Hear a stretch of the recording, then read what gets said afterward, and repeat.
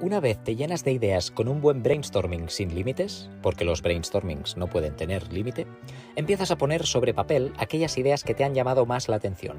Cuando se trata de un proyecto creativo, acabas teniendo un par o tres de ideas grandes, pero que se van uniendo, acabando haciendo una sola idea, la idea madre. Durante este proceso te salen preguntas más técnicas de si hacer una cosa o la otra, pero en eso no nos vamos a fijar aún. Lo importante en esta parte es escribir sobre papel lo que va a pasar en el evento o en el espectáculo. Si tienes una breve idea de cuánto dura cada escena, es importante también ponerlo a un lado.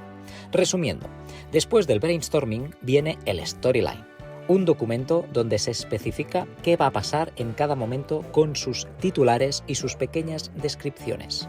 Este documento será el esqueleto del show o el evento que poco a poco se va a ir materializando.